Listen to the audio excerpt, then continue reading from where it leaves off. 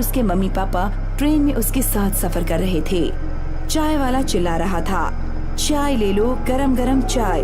फिर पानी वाला आया, पानी पानी, ठंडा पानी, 20 का एक ठंडा पानी। फिर पान मसाले वाला आया, 14 का 2 राजहंस पान मसाला, तिरंगा पान मसाला, इसमें है केसर का दम, खाइए और कामयाबी की बुलंदियों को छू लीजिए। पापा कितना शोर शराबा कर रहे हैं ये लोग। हाँ, कभी कभी तो हद कर देते हैं ये लोग। इनका यही काम है, इसी से इनका पेट भरता है। अब तुम्हारे पापा का गांव आने वाला है, सीतापुर से 40 किलोमीटर दूर है। अभी जो स्टेशन आएगा। सच में मैं गेट पर जा रही हूँ, वैसे भी मेरे सिर में दर्द हो रहा है। रागिनी उठकर गेट पर आ गई। ठंडी ठंडी हवाओं का वो आनंद लेने लगी। ट्रेन फुल स्पीड में चलती जा रही थी। ट्रेन हॉर्न बजाकर रास्ते को चीरते हुए चली जा रही थी। अंधेरे में वैसे तो कुछ दिखाई नहीं दे रहा था, लेकिन दूर गांव में टिमटिमाती लाइट दिख रही थी। तभी अजीब सी हवा चली और रागिनी का दुपट्टा उड़ गया। रागिनी गिरते बची। वो वापस आकर बैठ गई। मम्मी, मेरा फेवरेट दुपट्टा उड़ गया। इतनी छोटी सी बात पर इतनी बड़ी लड़की रोती है। दूसरा ले लेना या मैं ला दूंगी। देखो, हमारा गांव क्रॉस कर रहा है, कितना अच्छा लग रहा है। अरे वाह, तो हम लोग गांव क्यों नहीं जाते हैं? कितना मजा आएगा ना। अब यहाँ कोई नहीं रहता, तुम्हारे दादा दादी सब भगवान के पास चले गए, इसलिए हम सब लोग शहर चले गए। रागिनी अपने घर पहुंची और अपने रूम में चली गई। बैग अपने कमरे में रखा। उसका मोबाइल नीचे गिर गया। वो उठाने झुकी तो बेड के नीचे उसका दुपट्टा दिखा। वो चौंक गई कि ये दुपट्टा ट्रेन में उड़ गया था। वो यहाँ कैसे आ गया? उसने तुरंत ही उसे उठाया और अपने कंधे पर लेकर आईने में देखने लगी। उसके पीछे एक भूत खड़ी दिखी और वो हंस रही थी। उसकी लाल लाल आँखें, बिखरे बाल देखने के बाद रागिनी डर गई और चीखने ही वाली थी कि उसके मुंह पर भूतनी ने हाथ रख दिया। वो बेहोश हो गई। रात के 12 बज चुके थे। रागिनी के मम्मी पापा सो रहे थे। धीरे धीरे दरवाजा खुला। रागिनी के हाथ में चाकू था। धीरे धीरे आगे बढ़ने लगी। पापा के पास आकर वो दांत पीसने लगी और उसका चेहरा लाल होकर चुड़ैल बन गया। चुड़ैल ने चाकू ऊपर की तरफ उठाया और राजेंद्र बाबू को मारने ही वाली थी कि राजेंद्र बाबू की नींद खुल गई। वो बेड से नीचे गिर गए। चाकू बेड पर ही फंस गया।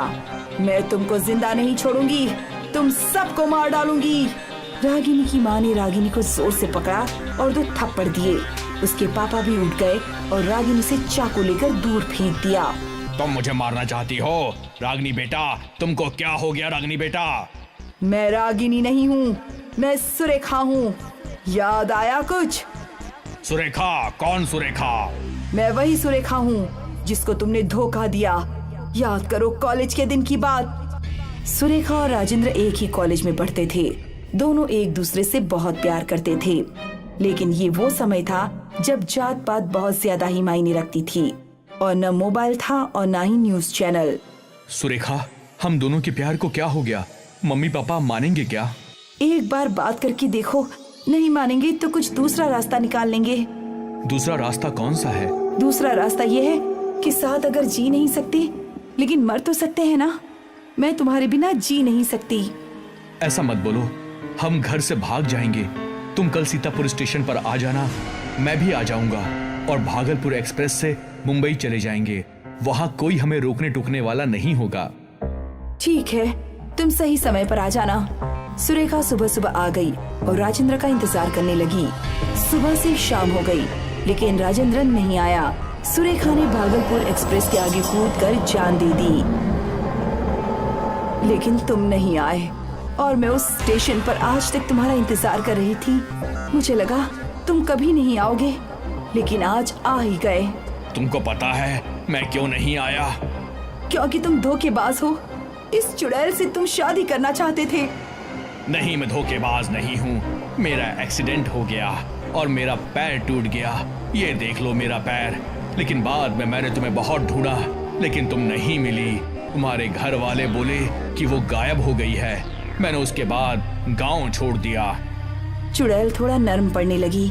दर्दनाक प्यार की कहानी सुनकर रागिनी की माँ रोने लगी और बोली, बहन, तुमने इनसे सच्चा प्यार किया है, और जिसे हम प्यार करते हैं उसे दुख नहीं पहुंचाते। इसलिए मेरी बेटी और मेरे पति को छोड़ दो, बहुत बहुत मेहरबानी होगी। एक काम करो, मुझे मुक्ति दे दो। कैसे कैसे मुक्त करूं?